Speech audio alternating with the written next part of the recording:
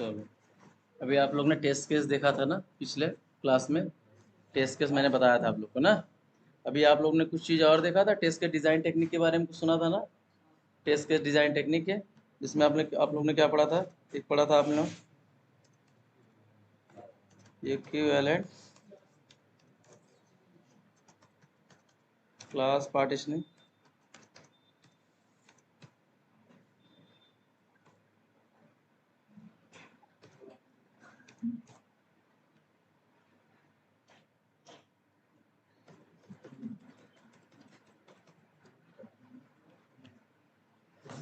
और क्या पढ़ा था आप लोग ने, बाउंड्री वैल्यू एनालिसिस पढ़ा था। ठीक है, इसको बोलते हैं। और एक क्या, टेस्टिंग ऑफ एजेस। एजेस मतलब किनारा साइड, ठीक है, एकदम कॉर्नर पे। ठीक है, और क्या पढ़ा था आप लोग ने, एक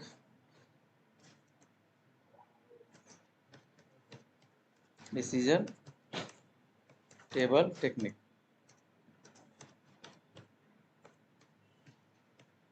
ठीक है, ये तीनों चीज़ें आप लोग ने पढ़ा था, अभी तक पढ़ा था ना। किसी और ने रिपीट करा था इसको। अच्छा, ये देखो इंपॉर्टेंट चीज़ है। ठीक है,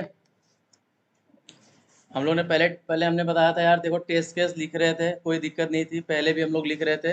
लेकिन जब टेस्ट केस डिज़ाइन टेक्निक आया तो फिर क्या हुआ, उसमें हमें सोचने की ज़्यादा वे मिली, किस हिसाब से हम टेस्ट केसेस और भी सारे लिख सकते हैं, बिहाफ ऑफ किसके, टेस्ट केस डिज़ाइन टेक्निक के बिहाफ पे। ठीक है, तो उसमें हम लोग ने क्या पढ़ा था, एक इक्विवेलेंट क्लास पार्टीशनिंग पढ़ा था।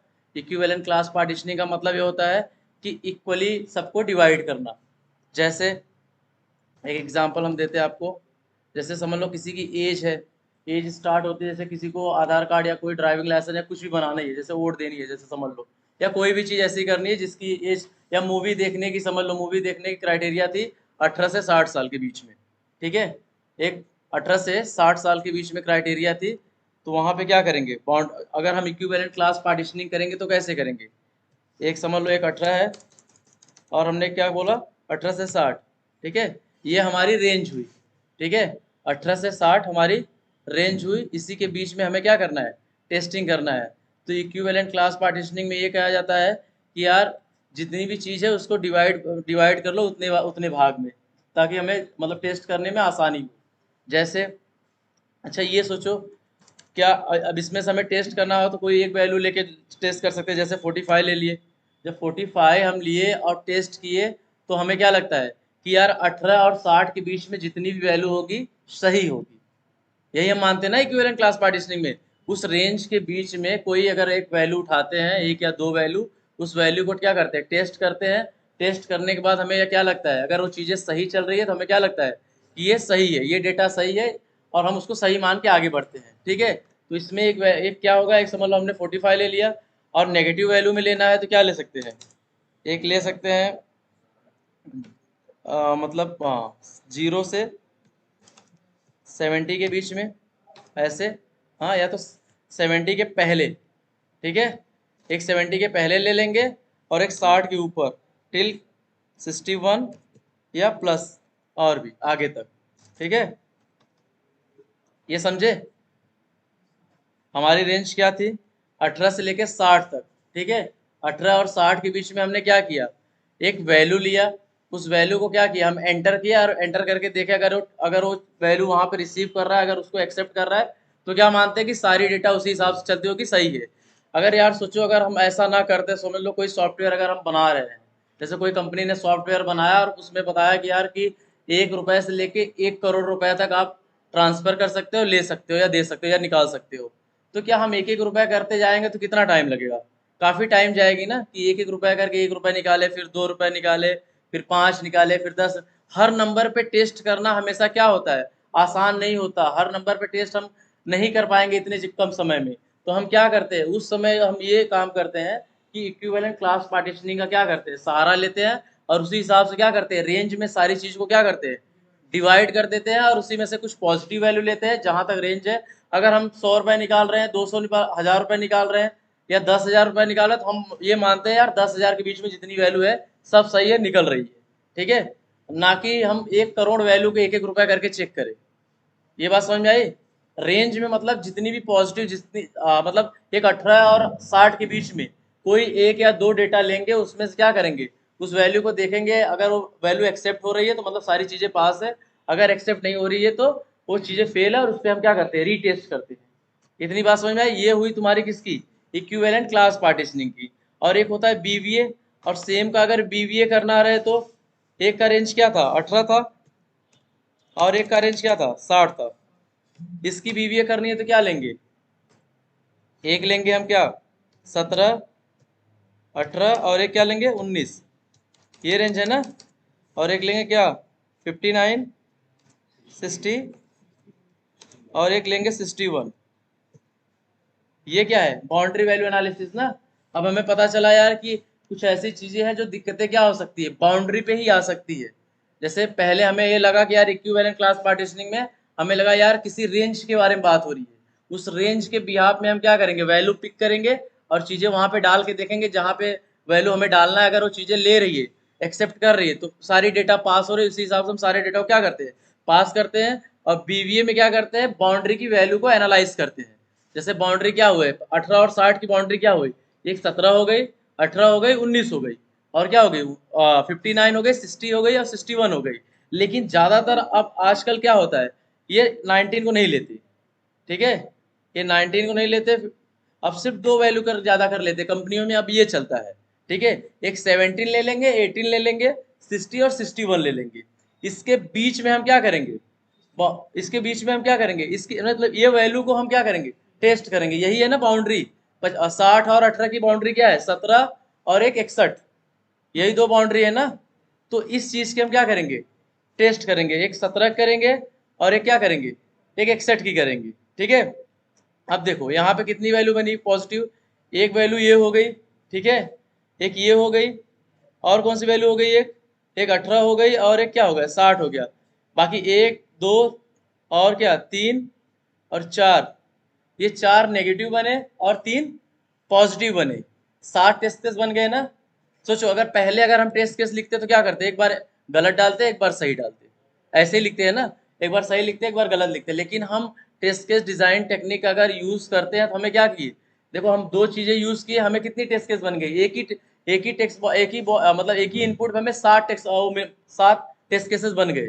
पहले क्या थे, एक या दो या तीन बनते, बहुत ज्यादा बनाते तो ब्लैंक डाल देते और क्या करते। ठीक है, लेकिन अब पहले क्या बन गए, 7 टेस्ट केसेस बन गए एक ही वैल्यू पे। ठीक है, सेम वैसे क्या है डिसीजन टेबल टेक्निक में,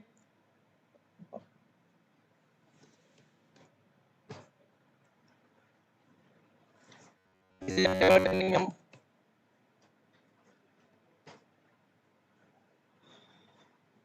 पासवर्ड, इसका यूजर नेम क्या है,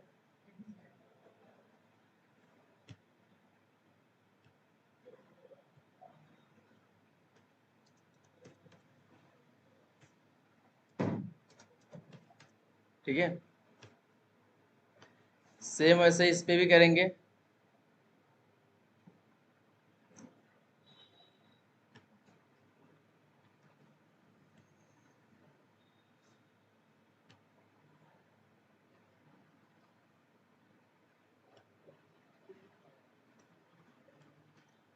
ये आप लोग देख रहे हो एक फॉर्म आया यहाँ पे देखो, एक अकाउंट नेम दिया है, वेबसाइट दिया है, ठीक है, और क्या लिखा है, टिकर सिंबल लिखा है, मेंबर ऑफ लिखा है, असाइन ऑफ लिखा है, ये सारी क्या लिखी, इन्फॉर्मेशन लिखी है। और कम से कम तकरीबन हमें यहाँ लग रहा है 15 से 20 क्या हो गए टेक्स्ट फील्ड होंगे, जहाँ पे हम क्या करेंगे, वैल्यू एंटर करेंगे। ये जो रेड मार्क होता है इसको क्या बोलते हैं, ऑप्शनल ना, इसको क्या बोलते हैं, ऑप्शनल बोलते हैं ना, नहीं सॉरी रिक्वायर्ड फील्ड बोलते हैं इसको,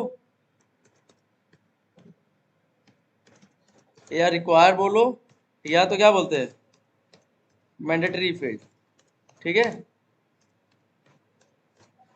इसको रिक्वायर्ड फील्ड बोलेंगे या तो मैंडेटरी फील्ड। इसको इसमें क्या है, वैल्यू डालनी ही डालनी आपको है। ठीक है, और सेम वैसे यहाँ पे देखो आपको दिख रहा होगा फोन नंबर ना, फोन नंबर में क्या करोगे आप, न्यूमेरिक वैल्यू डालोगे ना। यहाँ का मतलब ये होता है आपको इसमें बिना फिल किए आप क्या कर सकते हो, सेव नहीं कर सकते। जो मैंडेटरी फील्ड होता है उसको आपको क्या कंपलसरी भरना ही भरना है, लेकिन जिसमें नहीं है उसमें आप कुछ नहीं भरोगे तो भी चलेगा। लेकिन ये भी है, अगर जहाँ पे अगर मैंडेटरी नहीं है वहाँ पे भी चलेगा, लेकिन ये भी है ना कि यार मोबाइल नंबर की जगह अगर आप अल्फ़ाबेट डालोगे तो वैल्यू नहीं लेगी। ये भी आपको पता है कि अगर भले से वो चीज़ें क्या हो, मैंडेटरी नहीं हो, लेकिन अगर आप उस जगह पे क्या करें, अल्फ़ाबेट ऑर्डर, अल्फ़ाबेट में कोई भी वैल्यू पिक पुट कर रहे हो तो वैल्यू क्या करेगी, एक्सेप्ट नहीं करेगी। मतलब हमें सही चीज़ें तो भरनी है, साथ में साथ ये भी ध्यान रखना है यार कि गलत चीज़ें भी हम नहीं भर सकते ना। फ़ोन नंबर में अगर आप कोई अल्फ़ाबेट डालोगे तो लेगा यहाँ पे, नहीं लेगा ना। आपको यहाँ नंबर ही डालना पड़ेगा। लेकिन वही सेम यहाँ पे देखो एड्रेस है, एड्रेस में क्या डाल सकते हो आप, नंबर भी डाल सकते हो, किसी का रूम नंबर होता है, कॉमा भी डाल सकते हो, हाइफन भी डाल सकते हो, सारी चीज़ डाल सकते हो। लेकिन ये फ़ोन नंबर में ये नहीं हो सकता ना। फ़ोन नंबर में आपको क्या है, न्यूमेरिक वैल्यू ही एंटर करनी है और आप अल्फ़ाबेट नहीं कर सकते। लेकिन सेम वही अगर एड्रेस में देखो, ये भी रिक्वायर्ड फील्ड नहीं है, ऑप्शनल है। बट यहाँ पे क्या है, यहाँ पे दोनों चीज़ एक्सेप्ट करती है। आप कॉमा भी डाल सकते हो, नंबर भी डाल सकते हो और अल्फ़ाबेट भी डाल सकते हो, ठीक है। तो वहीं से क्या हुआ आपका आया, एक होता है decision table technique. Decision table technique का मतलब ये होता है यार कि कौन कौन सी चीज़ें आप कहाँ वहाँ पे एंटर कर सकते हो और कौन सी चीज़ें वहाँ पे एंटर नहीं कर सकते, कितनी चीज़ें पॉसिबल, मतलब कितनी पॉजिटिव सिनारियो बन सकती है और कितनी पॉजिटिव सिनारियो नहीं बन सकती, कितनी पॉसिबिलिटी है इस चीज़ को टेस्ट करने की। डिसीजन टेबल टेक्निक का मतलब होता है कि कितनी पॉसिबिलिटी बनती है किसी चीज़ को टेस्ट करने के लिए, ये आपको बताता है। तो यहाँ पे जैसे देखो, यहाँ पे पहले क्या था, हम नंबर में क्या डाल सकते हैं, एक तो हम क्या डाल सकते हैं, एक नंबर डाल सकते हैं। अगर इसकी अगर हमें बाउंड्री वैल्यू एनालिसिस करनी है, सॉरी इसकी अगर हमें इक्विवेलेंट क्लास पार्टीशनिंग करनी है तो हम क्या करेंगे, कौन सी वैल्यू लेंगे, बताओ आप लोग। अगर नंबर आपका रिक्वायर्ड फील्ड ये है कि आप 10 डिजिट का नंबर लेता है, अगर इक्विवेलेंट क्लास पार्टीशनिंग करेंगे तो क्या वैल्यू डालेंगे यहाँ पे, 1 से लेके 10 तक ले रहा है तो एक डालेंगे क्या, एक डालेंगे पहले तो 10 डिजिट का डाल के देखेंगे ना, ये हो गई पॉजिटिव। एक हो गई 12 या 14 या 15 डाल के देखेंगे, ठीक है, 14 डिजिट की डाल के देखेंगे। और एक क्या डाल सकते हैं, 7 या 8 डिजिट का डाल के देखेंगे, भाई 10 से कम ना हो ना। एक क्या डालेंगे, 8 डिजिट का डाल के देखते हैं। देखो ये 3 टेस्ट केसेस बन गए ना एक ही टेक्स्ट बॉक्स पे। अगर हम किसका यूज किए, टेस्ट के डिजाइन टेक्निक का यूज किए, वो भी पहले का इक्विवेलेंट क्लास पार्टीशनिंग की। अब क्या किए, एक बार हम 10 वैल्यू डाल के देखेंगे, 10 नंबर, और 10 नंबर लेगा। एक बार हम क्या करेंगे, 14 नंबर डालेंगे तो भाई 14 नंबर नहीं लेगा, क्योंकि वहां पर रिक्वायर्ड क्या थी, 10 डिजिट ही लेनी चाहिए ना। और एक बार हमने क्या किया, 10 से कम डाल के देखा। ये बात समझे आप लोग, एक बार 8 डाले, 10 डाले और 14 डाले, तो सेम टेक्स्ट बॉक्स पे हमें यहाँ पे अगर इसकी सहारा लिया इक्विवेलेंट क्लास पार्टीशनिंग की, तो 3 टेस्ट केस बन गए, बने ना। तो सेम अगर वैसे ही अगर इसी चीज की अगर हम क्या करें, आप बाउंड्री वैल्यू एनालिसिस करें तो इसमें बताओ आप लोग, बाउंड्री वैल्यू एनालिसिस में करो तो कितने बनेंगे, 10 वैल्यू है तो इसकी बाउंड्री क्या होगी 10 नंबर की, एक होगी 9, एक होगी 10, एक होगी क्या 11। ये बाउंड्री हो गई ना, 9, 10 और 11, ये वैल्यू हो गई आपकी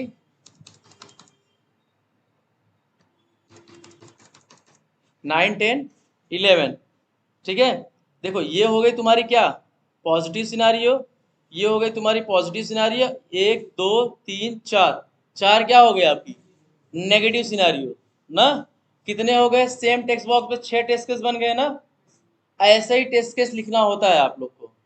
पहले टेस्ट केस लिख रहे थे, लेकिन देखो इसका सहारा लिया तो आपको टेस्ट केसेस कितने मिले बनाने के लिए, काफ़ी बन गए ना। और इसी को अगर आप सोचो इसमें करें, डिसीजन टेबल टेक्निक में करोगे तो कैसे बनेंगे, सोचो दिमाग लगाओ। अगर इक्विवेलेंट क्लास पार्टीशनिंग किए तो हमने क्या किए, एक एक क्या लिए, 8 लिए, 10 लिए और 14 लिए। अब 10 के इधर 11 डाले, 12 डाले, सारी वैल्यू क्या है नेगेटिव डाले, और इसको डाल के देखेंगे अगर टेक्स्ट अगर वैल्यू एक्सेप्ट कर रहे तो चीज़ें पास है, वैल्यू एक्सेप्ट नहीं कर रहे तो चीज़ें फेल है। सेम वही यहाँ भी किए, 10 के नीचे कोई भी वैल्यू लिए, 9 लिए, 8 लिए, 7 लिए, कोई भी लिए, अगर चीज़ें एक्सेप्ट कर रहे तो चीज़ ठीक है, नहीं एक्सेप्ट कर रहे क्या हुई, फेल हुई। तो कितने क्लास बने यहाँ पे, 1 2 3 क्लास बन गए ना। 3 चीज़ों में डिवाइड किए, एक बार सही वैल्यू डाले और 2 बार क्या डाले, रॉन्ग वैल्यू डाले। तो क्या हुआ, चीज़ें मतलब पास हुई और कुछ चीज़ें फेल हुई। तो इसमें पॉजिटिव कितने बने, 1 और 2, और नेगेटिव कितने बने, 4।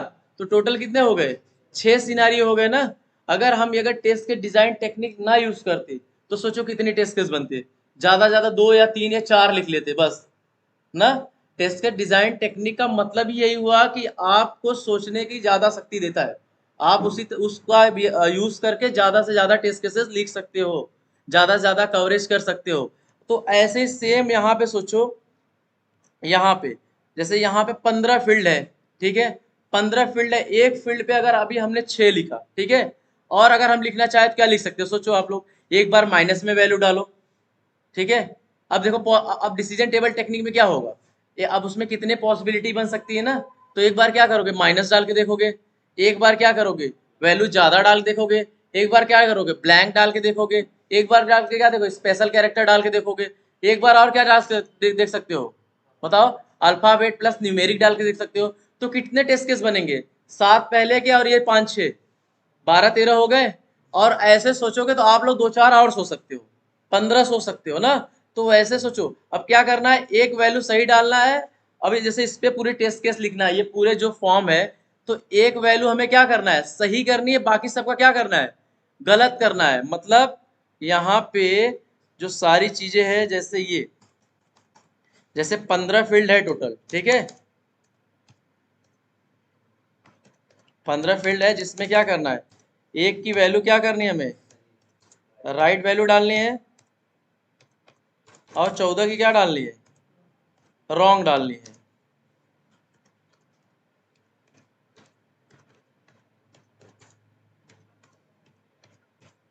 तो सोचो, एक वैल्यू आप बार बार बदल रहे हो ना, और 14 के क्या, एक वैल्यू सही डाल रहे हो, 14 वैल्यू बार बार बदल रहे हो। तो ऐसे आप कम से कम उसी फॉर्म के लिए जो 15 फील्ड है, उस पर आप कम से कम 150 से 200 टेस्ट केस लिख सकते हो ना। वैसे अगर देखा जाए तो वी टाइगर में, आप पूरे वी टाइगर में 1.5 से 2 लाख टेस्ट केसेस लिख सकते हो। कितने, 1.5 से 2 लाख, बहुत सारे हो गए ना। तो 1.5 से 2 लाख टेस्ट केसेस आप लिख सकते हो, किसकी मदद से, टेस्ट केस डिजाइन टेक्निक की मदद से। जैसे आपने पहले क्या देखा, पहले आपने डिसीजन टेबल टेक्निक देखा, तो उसमें क्या किया आपने, अपने हिसाब से क्या किए, कितनी पॉसिबिलिटी हो सकती है, ये सिनारियो फिट बैठेगा कि नहीं, एक बार पॉजिटिव डाल देखे, एक बार नेगेटिव डाल के देखे, एक बार ऐसे डाले, एक बार वैसे, एक बार ब्लैंक डाल के देखे, ठीक है। और इक्विवेलेंट क्लास पार्टीशनिंग का मतलब, उसको क्या करेंगे, एक रेंज की इस साइड लो, और एक जैसे 18 और 60 के बीच में कोई एक वैल्यू ले लो, और 18 से कम कोई एक वैल्यू ले लो, और 60 के अबव कोई वैल्यू ले लो। तो क्या होगा, चीजें आप क्या होगी, उसमें आपको रेंज मिला ना, कि ये नेगेटिव हो गए, ये पॉजिटिव हो गए।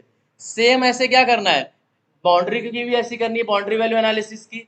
बाउंड्री में क्या करें, एजेस की टेस्टिंग करते हैं ना, लास्ट का किनारा, जहां हमें लगे भाई किनारे पे ही गलती हो सकती है एजेस में, तो वहां क्या करेंगे, 17 18 ले लेंगे, और एक क्या लेंगे, 60 और 61 ले लेंगे, ठीक है। ये 4 बने ना, 4 उसमें भी 2 नेगेटिव बने, 2 पॉजिटिव बने, ऐसे हुए ना।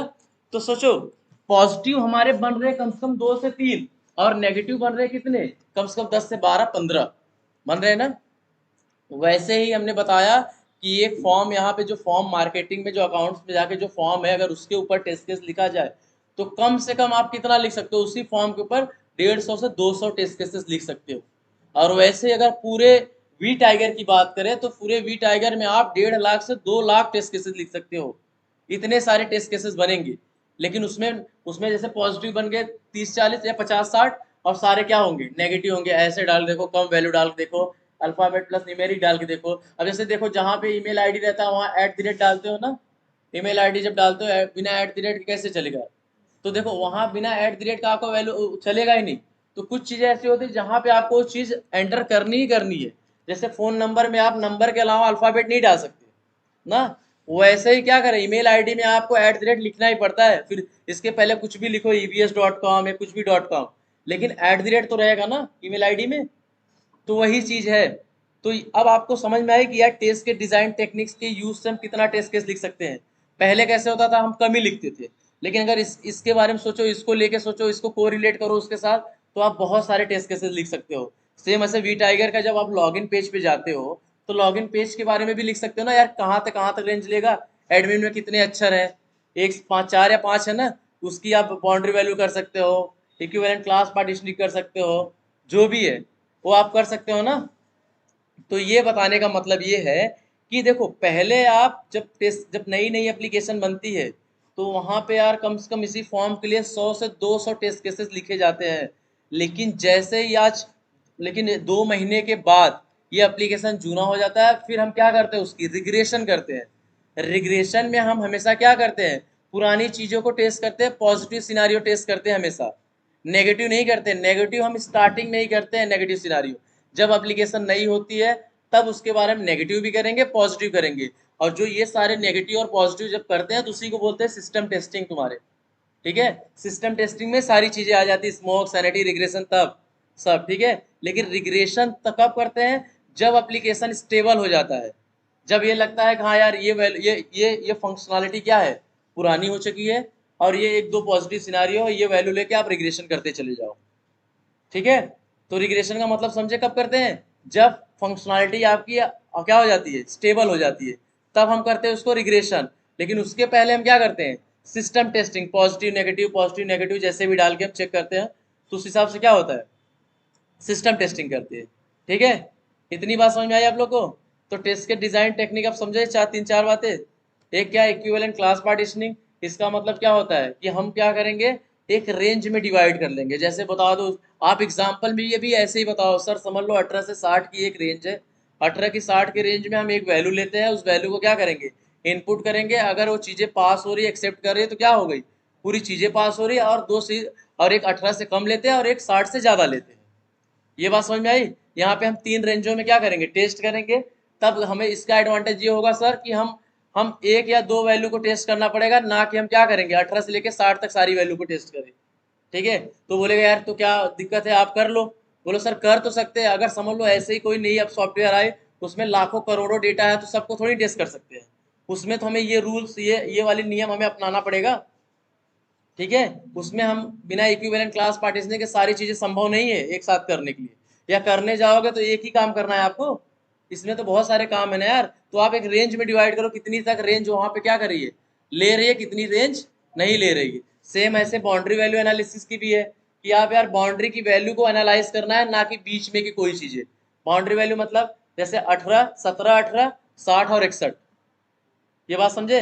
हमें पता है ना कि गलतियां क्या हो, बाउंड्री पे ही है, तो हमें क्या करना है, बाउंड्री वैल्यू एनालाइज करना है। ठीक है, और बाउंड्री वैल्यू की यूज करके यार आप टेस्ट केसेस तो लिख रहे हो ना दो चार, ये बहुत काम में आता है टेस्ट केस डिजाइन टेक्निक। आप जाओगे जब ऑटोमेशन टेस्टिंग के लिए आप जाओगे वहां पे, अगर आपको मैनुअल करवाएंगे तो आपको ये सब सोचना है कि कैसे कैसे टेस्ट केस लिखना पड़ता है, नहीं तो वहाँ ब्लैंक हो जाओगे, सिर्फ जैसे लॉगिन का लिखे हो, पॉजिटिव नेगेटिव खत्म हो जाएगी सारी चीजें। इसलिए ये ज्यादा इंपॉर्टेंट है टेस्ट केस डिजाइन टेक्निक। आपको सोचना है, सारे को यूज करना है, सारी चीज को, जितनी आपकी टेस्ट के डिजाइन टेक्निक के पार्ट हैं सारे को यूज करो। और आप कम से कम जहाँ 4-5 लिख रहे हो, कम से कम 10, 12, 15 तो लिख सकते हो ना। मतलब क्या हो गए, पॉसिबिलिटी तो बढ़ेगी ना लिखने की, कि भाई 4-5 टेस्ट केस और भी ऐड हो सकते हैं, ऐसे भी टेस्ट कर सकते हो, वैसे भी टेस्ट कर सकते हैं। और हमारा हमारा काम भी है ना हर तरीके से टेस्ट करना, ना कि पॉजिटिव चीज़ों को टेस्ट करना। पॉजिटिव टेस्ट केस जो करता है कवर, वो रिग्रेशन में ऑटोमेशन टेस्टर करते हैं सिर्फ, वो सिर्फ पॉजिटिव वैल्यू डाल के आगे बढ़ते हैं। अगर आप मैनुअल पे हो तो आपको क्या करना है, नेगेटिव भी करना है, पॉजिटिव भी करना है, सारी करना है, ऐसे भी करना है, वैसे भी करना है। आपको वहाँ डिफेक्ट पकड़ना है ना। आप जाओगे मैनुअल टेस्टर हो, आपको डिफेक्ट नहीं मिलेगा तो भी तो बोलते हैं क्या भाई डिफेक्ट नहीं ढूंढ पाया यार, आप 10 दिन से काम कर रहे हो उस पर। और दूसरा कोई पता चला तुम्हारा कलीग है तुम्हारे कंपनी में साथ में, वो 4-6 डिफेक्ट लेके आके दे दिया, तो बोलेंगे भाई आप टेस्टिंग नहीं किए बराबर, है ना। तो इसलिए हमें एक बार पॉजिटिव वैल्यू भी डालना है, नेगेटिव भी डालना है, माइनस में भी डालना है, अल्फाबेट न्यूमेरिक, मतलब सारी जो तुम्हारे दिमाग में चल रही है सारी चीज़ों को यहाँ पे क्या करना है, एंटर करना है, और एक टेस्ट केस लिखना है। हमने बोला ना पहले तो 100 हो जाएंगे, लेकिन 100 को नहीं टेस्ट करेंगे, 100 को स्टार्टिंग में ही करते हो मैनुअल टेस्टर, बाद में जब रिग्रेशन होता है सिर्फ 2 या 3 टेस्ट केसेस चेक होते हैं जो कि पॉजिटिव होते हैं सिनारियो। जैसे 10 होना चाहिए तो 10 वैल्यू को वही एक डिजिट वाला 10 डिजिट वाला चेक करेंगे, आगे बढ़ेंगे, हाँ भाई 10 डिजिट वाला ले रहा है कि नहीं। समझ में आई बात। जब आप नए रहोगे, एप्लीकेशन नहीं रहेगी, फंक्शनैलिटी नहीं रहेगी, तब ये सारे 100-200 सिनारियो आपको टेस्ट करना रहता है, वो भी मैनुअल टेस्टिंग के द्वारा। लेकिन जब ऑटोमेशन रिग्रेशन करते हो, ऑटोमेशन मतलब क्या, मैनुअल आगे चलती रहती, फिर रिग्रेशन कर ऑटोमेशन करते हो ना।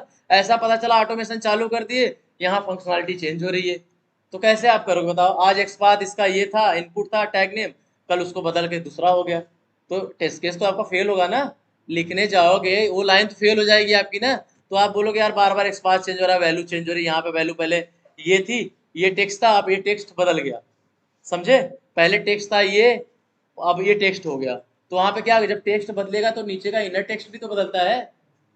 तो इसलिए जब क्या होगा, जब तुम्हारा एप्लीकेशन क्या होगा, स्टेबल होगा, तब आप जाते हो क्या, रिग्रेशन और ऑटोमेशन करने। इसलिए मैनुअल आगे आगे चलता है, ऑटोमेशन उसके पीछे पीछे चलता है। जैसे यहाँ पे देखो, यहाँ पे जैसे दो चार वो है ना आपके पास, जैसे होम पेज है, मार्केटिंग है, सेल्स है, सपोर्ट है। अगर आप सपोर्ट पे काम कर रहे हो मैनुअली, तो आपका ऑटोमेशन यहाँ होम पे या मार्केटिंग पे चलता होता है कि अब ये सारी चीज़ें फिक्स हो गई है, इसके पीछे पीछे ऑटोमेशन चलता है, रिग्रेशन, सिर्फ दो वैल्यू डाल के देखो आगे बढ़ो, ठीक है। लेकिन जो यहाँ पे टेस्ट कर रहे हैं उस वो सारी पॉजिटिव और नेगेटिव सिनारियो सारे इनपुट करके देखेंगे। ये समझ में आई आप लोग को? पहले देखो टेस्ट केस लिख रहे थे, हमको देखो ज़्यादा वो नहीं था कि कैसे करना है, लेकिन अब हमें ऐसे पता चला यार कि यार इसको इक्विवेलेंट क्लास पार्टीशन में तोड़ो, देखो यहाँ से यहाँ तक रेंज है तो उसके पहले की लो, इसके बाद की लो, ये लो, फिर बाउंड्री में तोड़ो, फिर क्या करो, डिसीजन में कितनी कितनी पॉसिबल सिनारियो हो बन सकती है उसके बारे में सोचो। तो एक ही टेक्स्ट बॉक्स के ऊपर आप कम से कम 12 से 15 टेस्ट केस लिख सकते हो। ये तो हम बता रहे हैं, और कोई बताने वाला अगर अच्छा होगा जो मैनुअल टेस्टिंग रियल में करता होगा, वो उसी पे कम से कम 20-25 लिख देगा। ये समझो, हम ऑटोमेशन कर रहे हैं इसलिए हमें तो इतना ही लगा, लेकिन अगर कोई प्रॉपर मैनुअल टेस्टर है तो इसी टेक्स्ट बॉक्स पे वो क्या करेगा, 20 से 25 टेस्ट केस लिख देगा, शायद वो भी कम ना पड़ जाए।